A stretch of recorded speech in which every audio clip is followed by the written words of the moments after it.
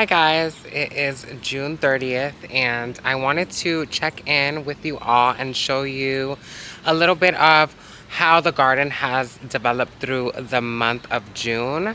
A lot of things have transpired here in the garden, and now we are seeing a lot of change within the lilies. The lilies are blooming, the echinacea is blooming, the daisies, the roses have bloomed and are now petering out, but the garden is very beautiful.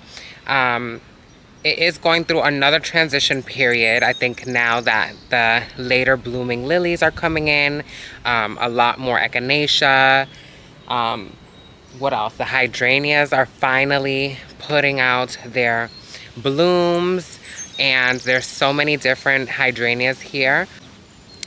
So if you haven't checked out my part 1, which was a more in-depth view of the garden in early June, please check that out. And I wanted to show you what the garden looks like now at the end of June.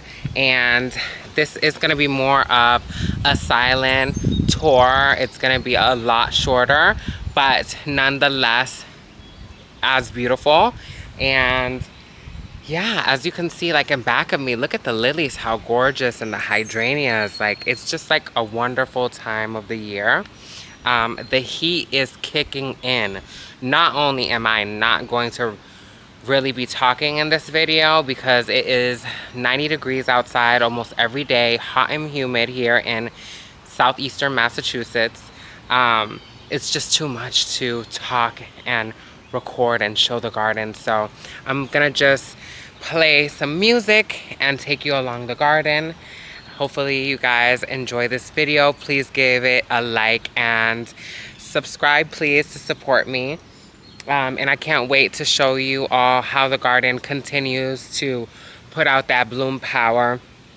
I can see now that the garden has been really active for about three-ish years. A lot of things are starting to solidify in the garden and really pop off. So a lot of lilies are blooming, a lot of roses are getting more mature, hydrangeas. It's just like beautiful. So yeah, enjoy. See you all later.